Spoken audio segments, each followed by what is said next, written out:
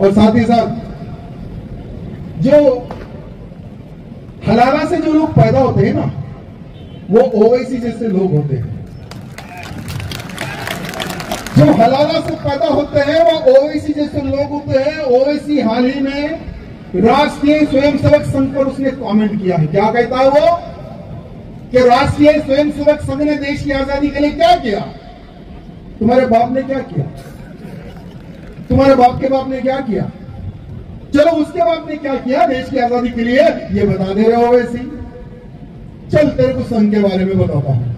राष्ट्रीय स्वयंसेवक संघ विजयदशमी के शुभ अवसर पर 1925 में महाराष्ट्र के नागपुर में स्थापना हुई। राष्ट्रीय स्वयंसेवक संघ की स्थापना करने का क्या रीजन था? भारत देश को आजाद कराना। 1917 में गांधी जी ने एक आंदोलन किया था। गांधी जी ने एक आंदोलन किया था, सत्याग्रह आंदोलन। उसमें राष्ट्रीय स्वयंसेवक संघ के 16,000 कार्यकर्ता जेल गए थे। और साथ ही साथ 1900 यानी 1962 हो या 1965 का जो युद्ध हुआ था भारत देश के प्रति, उस युद्ध में भी राष्ट्रीय स्वयंसेवक के कार्यकर्ताओं ने, जो जवान युद्ध में घायल होते थे, उनको अपने जिस्म की एक एक खून देकर उन जवानों को बचाने का जो कार्य किया है, वो राष्ट्रीय स्वयंसेवक संघ के कार्यकर्ता है।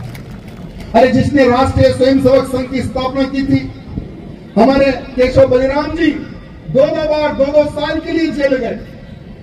वो था राष्ट्रीय स्वयंसेवक संघ मेरे मित्रों। और आज ये ओवैसी कहता है कि क्या किया है राष्ट्रीय स्वयंसेवक ने भारत देश की आजादी के लिए? ना तुम्हारे अब्बा ने किया, ना ही तुमने किया। आज देश सुरक्षित है तो राष्ट्रीय स्वयंसेवक संघ की वजह से मेरे मित्रों। अगर हिंदू बढ़ गया, समझो हिंदू कट गया। मेरे मित्रों, कट जाओगे, मिट जाओगे, हो जाओगा तुम्हारा अंत। एक बहुत एक निवेदन करना चाहूंगा कि बहन, राजस्थान की पूरी बहनों से यह निवेदन करना चाहूंगा कि अगर कोई भी हमारी बेटी या बहन लव जिहाद की शिकार होती है तो उसके हाथ जोड़ो, उससे निवेदन करो कि बेटी वो मुल्ला है, तुझे बच्चा पैदा करने की मशीन बना देगा।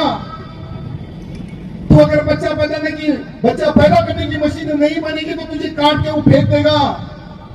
हमारी इज्जत का ख्याल कर, परिवार की इज्जत का ख्याल कर।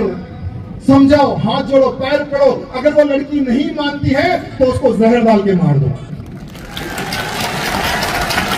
अरे वो एक मर जाए अच्छा है, लेकिन 10 जिहादियों को तो पैदा नहीं करेगी ना वो।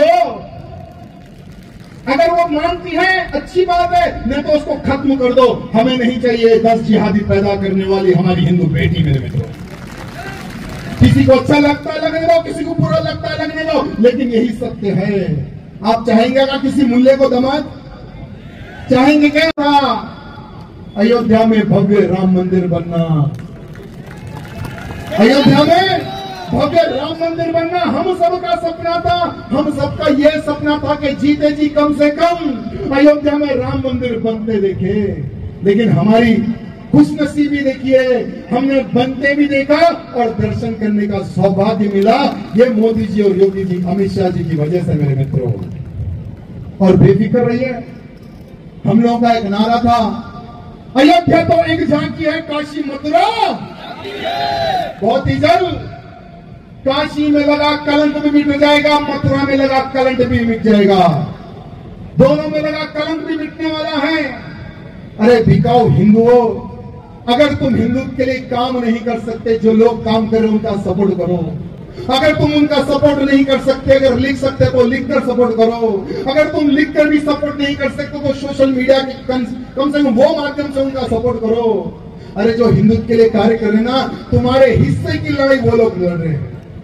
आने वाले समय में तुम्हारे बच्चे किसी मुल्ले के घर में कलमा ना पड़े, इसलिए आज हम जैसे लोग लड़ रहे हैं। हमारा मनोबल मत तोड़ो, हम लोगों का मनोबल बढ़ाओ। हमें क्या लेना है अहमदाबाद से 250 किलोमीटर आपके बीच में आना? हम हिंदू हैं, हम हिंदुत्व का प्रचार करने के लिए आए हैं। अरे हम जैसे लोगों का मनोबल तोड़ो मत, हम जैसे लोगों का मनोबल बढ़ाओ। देखो तुम्हारे हिस्से की लड़ाई हम कैसा लड़ते हैं, किस प्रकार से हम आगे लड़े।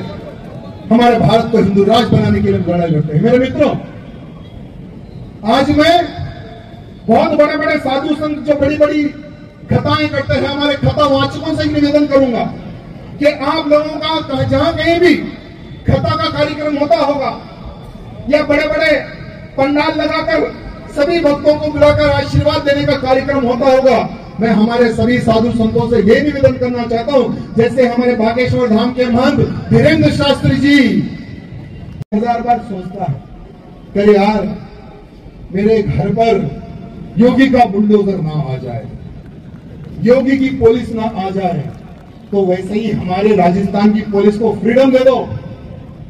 हमारे राजस्थान की पुलिस को अगर फ्रीडम दोगे ना, हमारे राजस्थान की पुलिस भी कम नहीं है।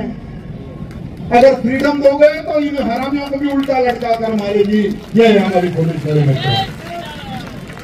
एक तरफ राजस्थान, एक तरफ उत्तर प्रदेश, तो दूसरी तरफ तमिलनाडु। विजयदशमी का अवसर है। पूरे भारत में रावण दहन करके हमने विजयदशमी मनाया है, हमने दशहरा मनाया है, लेकिन तमिलनाडु में तमिलर संगम नाम का एक ऑर्गेनाइजेशन, वहां पर रावणों की औलाद ज्यादा है तमिलनाडु में। वो ऑर्गेनाइजेशन ने भगवान श्री रामचंद्र जी के पुतले को जला दिया विजयदशमी के दिन। पुलिस खड़ी हुई है, लोग खड़े हुए हैं, धूमधाम से जैसे हम रावण का दहन करते हैं, वैसे राम की नगरी में, राम जी के देश में हमारे प्रभु रामचंद्र जी को जला दिया गया। उनको कब पकड़ा गया?